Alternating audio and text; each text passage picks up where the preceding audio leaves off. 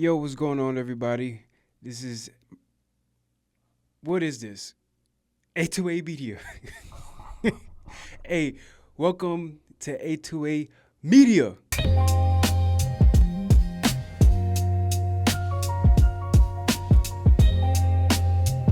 There it is. Yeah, I did it right. Let me try it again. My name is Abraham, and welcome to A2A Media. Yeah, let's do that one. Yeah, third tries the charm. I'm leaving that in there. I want y'all to feel that this was authentic because that was authentic. I just did it. Um, hey, let me tell you before I get on to my rant, my whole welcoming, subscribe to the, yeah, all of that. Let me just say this for a second. Um, it definitely takes energy to do this kind of thing. All of you podcasters that actually take your time out to do this stuff, hats off to you.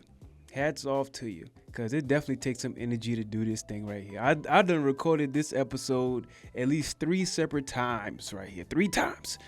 Some kind of issue, camera issue, mouse issue to where I couldn't, like, while recording it was messed up. So on and so forth.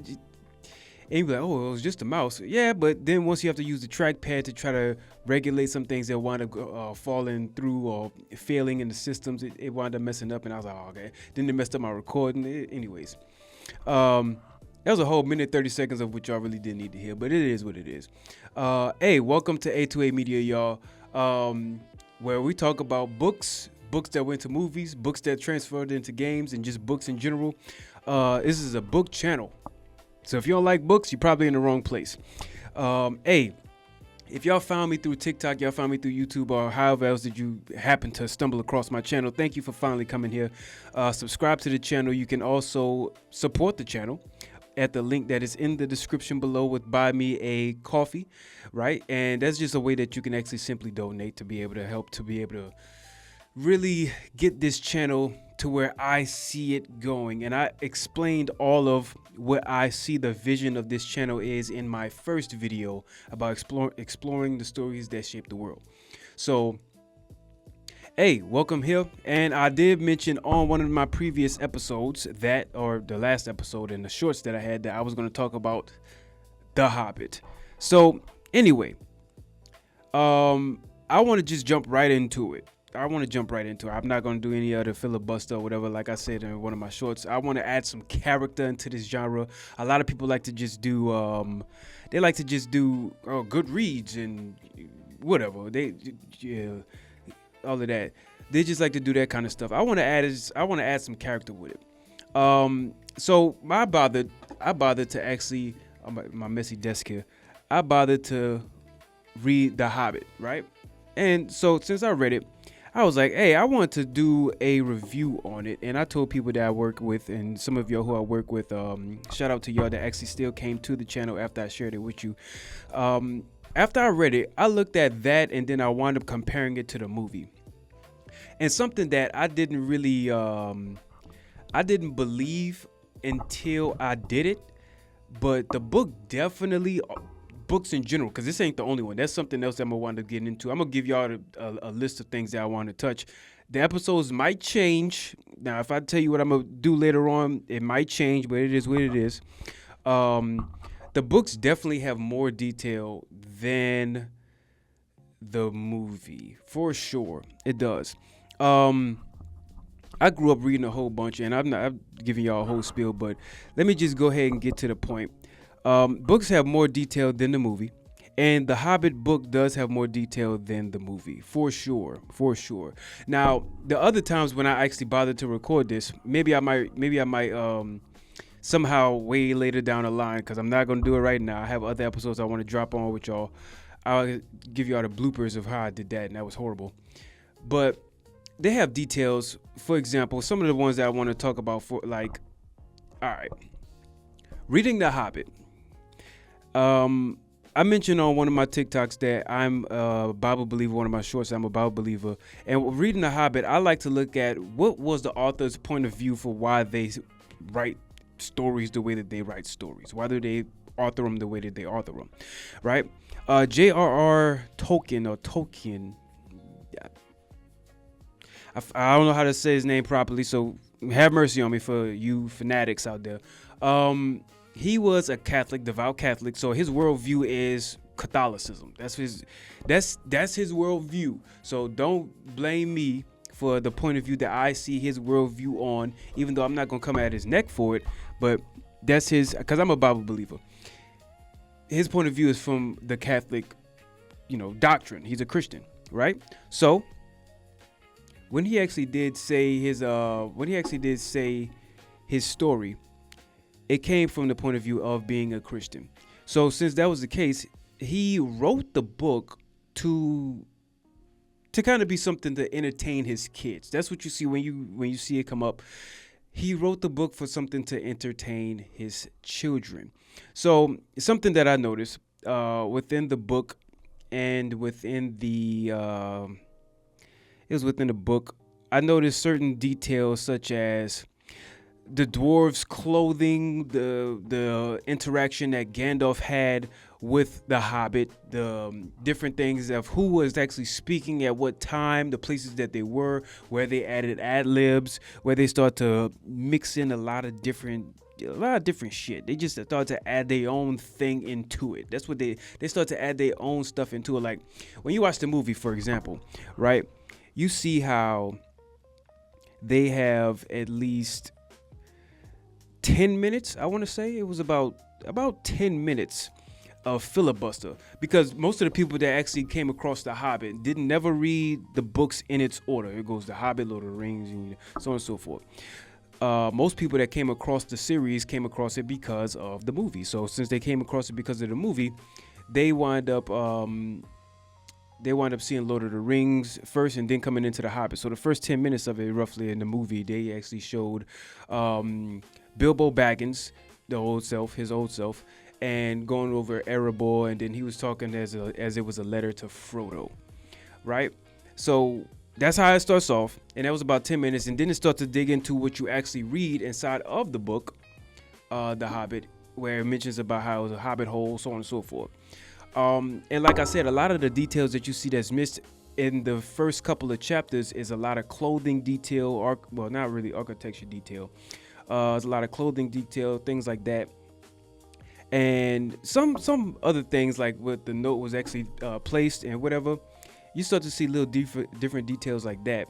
And I noticed, for example, it took 3 movies to actually make this whole book, right? It took 3 movies. If they stuck with it how you see it, because when you actually read it, it actually gives you a lot of detail inside of it. If they stuck with it as it was there, the movie probably would have been a lot grittier, I think, personally. I mentioned one of them inside of my shorts with Gollum, and I'm going to talk about that in a second. You see how, for example, I want to say it was... Okay, for example, I mentioned Gollum, right? I'm gonna jump to this. The whole portion that I want to talk about in this episode is the Unexpected Journey, that first movie, which is the first 6 chapters. That's the first 6 chapters of The Hobbit, right? It's the first 6 chapters. So that's from let me pull it up. What is it?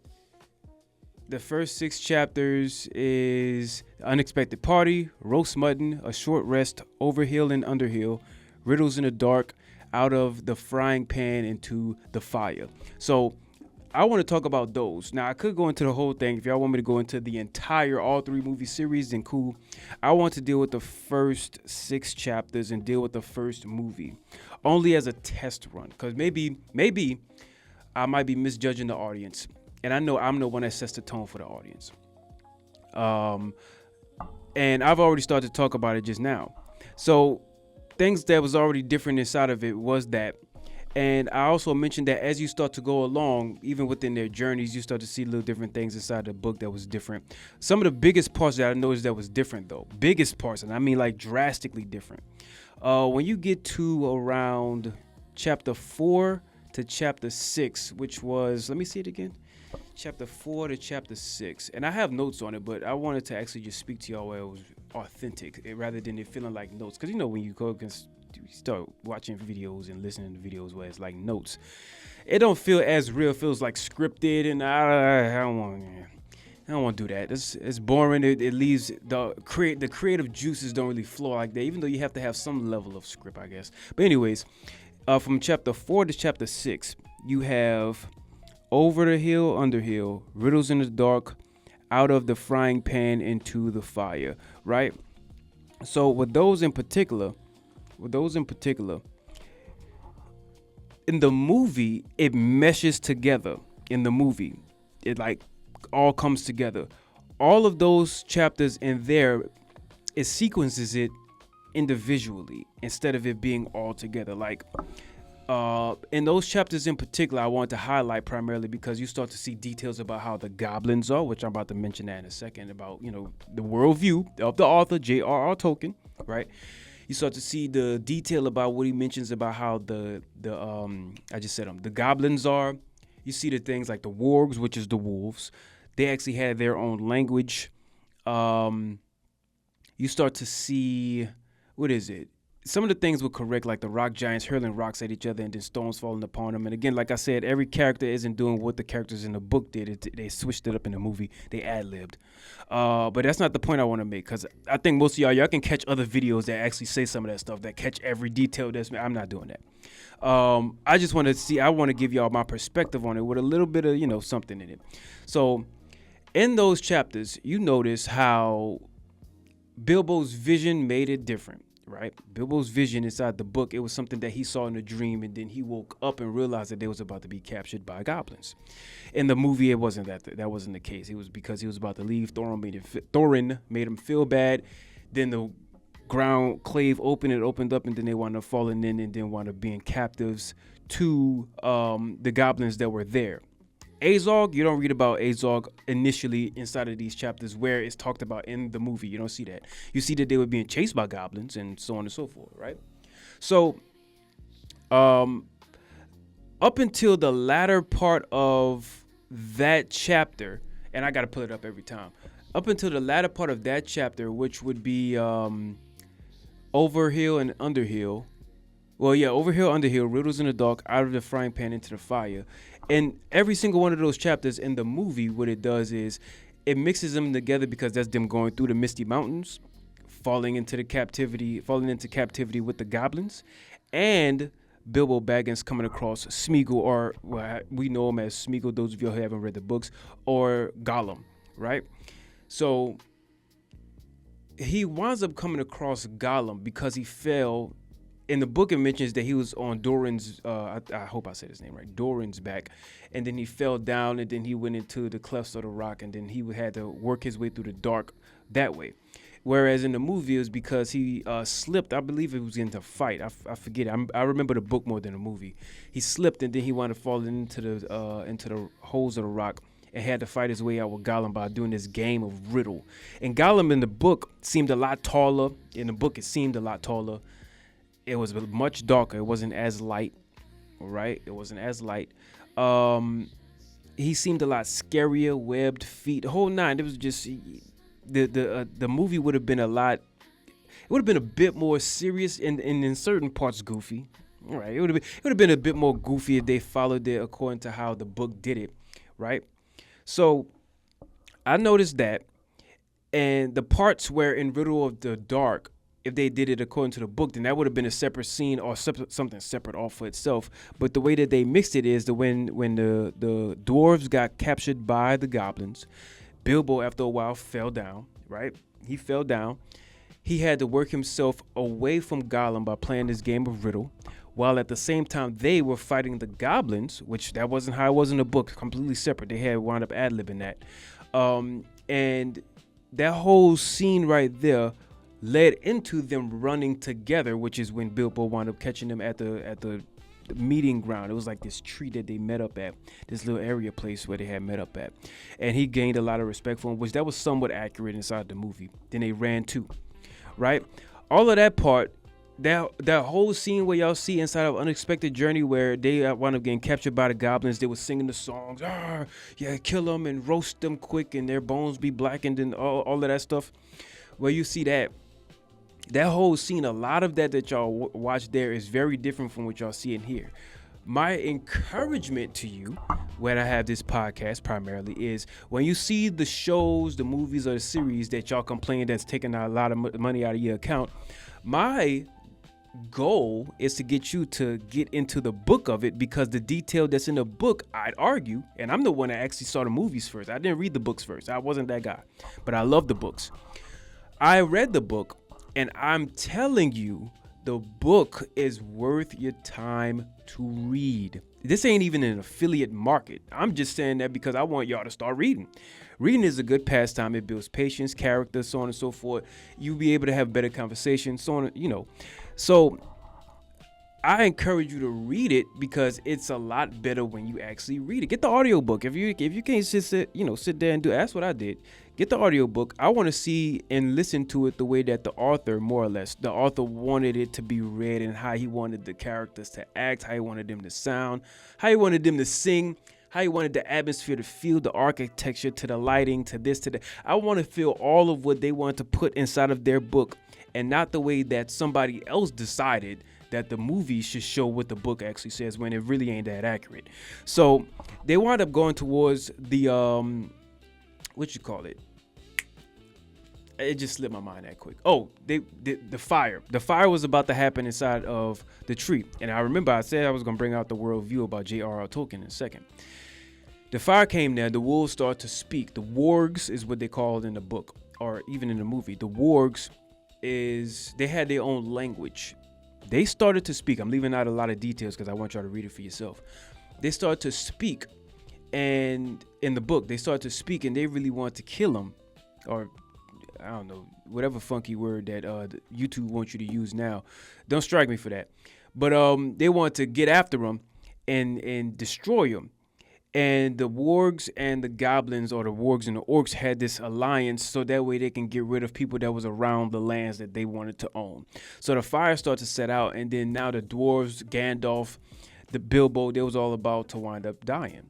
Until the Lord of the Eagles, he wound up seeing the commotion that was from up high, because he was flying above them. Those of y'all who watched the movie gonna know the scene that I'm talking about. They was at the cliff, a fire was raging. The eagles came by to swoop them up and carry them. The way that happened in the movie, it was because Gandalf had got a butterfly, whispered something to the butterfly, and then the butterfly told the message to the eagles, and the eagles grabbed them and they left. In the book, there was an actual guy who was the Lord of the Eagles, went down there, who Gandalf saved in the previous time, in the past time, wound up helping him out. He came down and saved them, and then led them far away to where they can get close enough to see Erebor, right? That wasn't in there. So that guy didn't even have a scene in the movie, when in the book he has a whole scene. That was a whole thing. But that's what I'm saying. If they followed it the way that the book details it, not only would some parts be a lot goofy, a little bit more funny, right? But also some parts would have been a lot darker. You would have felt the character's emotion a bit more. Some people complained about The Hobbit because it didn't follow after the book, which I can understand that. Even this, here's another one. In the book, how they came across the elves, right? This was, I want to say chapter 3 or so. In the movie, they came across the elves because they went into this open land and they came across Radagast the Brown. Now, he's, in my opinion, a bum of a wizard, but whatever. He was very in tune with nature. He had bird crap all on his face and whatnot. When y'all see it, look, that's the image right there. Look at that, nasty. So anyways, he had bird crap all on his face and whatever, and he led them away with rabbits and whatnot. So they was in this open field, right? Wound up going into this tunnel and then walking into a cave where Bilbo felt this very magical presence, and then they stumbled across Rivendell, which is the name of the Elvish kingdom. I forget the tongue that they use of how they said their actual name. That's not how it happened in the book. In the book, after they was walking through the forest, Gandalf led the way, and it was on white stones that he had to lead the way to follow him, because Gandalf knew the way. And they were unhappy by the weather of the time and whatnot. But the elves were actually singing, and they knew Bilbo Baggins, and then he was telling them to come on over to the way that they was at. He stood there 2 weeks, wound up being wined and dined, whatever the case is. They wound up bringing out the history of how Elrond was all the way at the beginning, and that he was the chief of the elves, and that the story that he have of the high elves of the west, where they had the special swords, Orcrist, or the biter and the beater, Orcrist and Foehammer. The goblin mentions that in the movie. It is the Goblin Cleaver, the fighter. Brings out all of that history, the old elves of the West and the goblin versus the dwarf wars. That could be a whole thing in itself. A good backstory, something that could have branched off to make another movie or series. Maybe, and I thought about this. Maybe the Rings of Power is trying to fix or fill in the parts of when you read the book. They have a lot of little fillers about the beginning, right? Their Genesis, if you would call it. They have a lot of little fillers where they try to explain that stuff. I don't really know. I don't know what they're doing with the Rings of Power. I like the show. It doesn't follow the books, but I like the show. The imagery is interesting. So, anyways, I want to get to this part.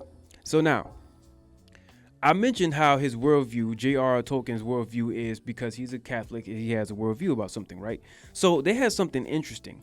They have these guys in the Bible named Cain and Esau. I'm not going to pull a scripture. But Cain and Esau had attributes like these goblins. I encourage y'all to read it for yourselves. Cain and Esau had these attributes. But I want to actually read this right here, right? In page 69 and 70. So this is when it was explained inside of the chapter regarding the goblins, because they was cruel and wicked and bad-hearted. Is what he called them. Cruel, wicked, and bad-hearted. Cain had that attribute. Killed his brother. And Esau did. Right? So that's just attributes that they had. But anyways, I'm gonna read this. Check this out. It says in regards to them, the goblins, they can tunnel and mine as well as any, but the most skilled dwarves, when they take the trouble, though they are usually untidy and dirty. Hammers, axes, swords, daggers, pickaxes, tongs, and also instruments of torture they make very well, or get other people to make to their design. Prisoners, slaves that have to work till they die for want of air and light. It is not unlikely that they invented some of the machines that have since troubled the world, especially the ingenious devices for killing large numbers of people at once. For wheels and engines and explosions always delighted them. So you see the same thing, like, oh, excuse me, hold on. Y'all excuse me about my hair. Right? All right. So you see the same thing. I just got to do it. You see the same thing how when you read in the scriptures regarding Genesis about Tubal-Cain, how he had instruments, right? Hold on. I'm gonna pull it up here. So like you see right here, I'm gonna pull it up on my side, right? Tubal-Cain in Genesis chapter 4, right? Genesis chapter 4 and verse 22. And Zillah, she bare Tubal-Cain. This is Cain's lineage. Tubal-Cain, an instructor of every artificer in brass and iron, and the sister of Tubal-Cain was Naamah. But Tubal-Cain was an instructor of an artificer or artist of every brass and iron. He was able to make different kinds of weapons, different kind of things with iron and brass. He was able to do that, right? Then you also see later on how in Isaiah there was a prophecy about there will be a man in the last days that was like the smith, able to create a lot of different kinds of weapons. Today there'll be more so science-based things, are explosions that can kill massive amounts of people, like I said the goblins did. Today that's like bombs. I'm saying this also, for example, I'll give you another worldview based off of J.R.R. Tolkien. That's his worldview, Catholics. He read the book, right? And I'm showing you based off of what I see inside of the Bible, what I'm seeing how his worldview based off of it is, what I see inside the book. I'm looking at it in different ways. I see also how the dwarves pay a very keen resemblance to the 12 tribes inside of the book, inside of the Bible. So, and again, you can read it for yourselves. There's nothing here that I have to fabricate or make up. All you have to do is just look at the book. And then if you try to look at it from his worldview, and then you see it like that, be like, okay, well, I can come up with a story to kind of give the same analogies that the Bible have, but then come up with my own fantasy novel and call it. And so, because think about it. They had their own kingdom, the dwarves, they had their own kingdom. Then once they had their own kingdom, then they wound up getting destroyed by a dragon, and then other people wound up neglecting them once they got cast out of their kingdom. Once they was cast out, it was 12. Excuse me, my fan came on. Once they got cast out, they scattered all across the world, and only a few, namely about 13. It really is in the Bible it's 12, but it was about 13 dwarves, came in to try to gather the rest of them by first making the journey back. They made the journey back to gather all of them, and before they made the journey, talked to all of them around the corners, and then once they got there, then it became the Battle of Five Armies. All of the other ones came from all around, and then came and then reunited back toward the mountain underneath their king, right? So I thought that was interesting. Y'all gotta have mercy on me, right? I need to get an edge up. I ain't right yet. So I thought all of that was interesting. And the reason why I even wanted to point that out is because his worldview brought out interesting things, or his fantasy. And I plan on writing my own book in the future. Again, support. I have things planned for the channel, places I want to travel to, and things I want to show y'all, because I have interesting ways how we're going to go about this thing. We're going to have fun with this thing. Let's go. A round of applause for what the channel's going to do in the future. So that was one.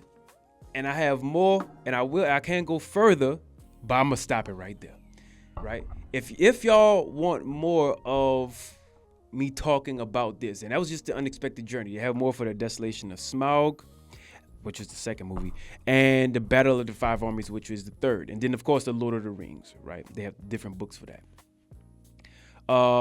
Which funny thing is they happen to make movies, individual movies for each one. But anyways, so if y'all want me to hit the rest of them, feel free to like, feel free to comment, and let me know that you want me to do it, and I will. I have no problem with it, because I'm here to actually be able to encourage you to read them and not just break down the book. I don't want to just break down the book. I want to be able to interest you inside of the book, so that way you can actually start to read more, and then the more that you read, the more we can be a bit more educated, be a bit more patient. TikTok ruined our brains a lot. And we're impatient with letting things play out. TikTok, when you go through it too long, it winds up hurting your senses a bit. So anyway, y'all, I appreciate y'all for actually tuning in and stopping by A2A Media, my A2A podcast here. Archive to Action is what the A2A is. Hey, subscribe to the channel. I appreciate all of y'all for actually stopping by to actually hear my voice and my breakdown, my nerd out, if you will. Donate to the channel also. You can do that by buy me a coffee, and every donation I will shout out on the channel. Take my time to do such, right? And you can leave a message inside of there if you would like as well. And also, even if you wanted to, you can make it continuous, but it's fine. That's up to you. However little or much you want to do, that's up to you. I thank you for it in the future, because every dollar that you do here is going to go right toward the channel. And I'm going to make sure that I have the books that you recommend. And within its right, because I do have plans out for episodes and things I want to do. So, but I'm going to make sure I do my best to be able to oblige you all, to get you better readers, to be able to help encourage you to do such things. And I have other things and big, huge stacks of things that I want to, books primarily, that I want to hit on with y'all. And hey, that'll conclude my episode. This has been my first episode, finally, of A2A Media. Thank you for joining me. I'll catch you next time.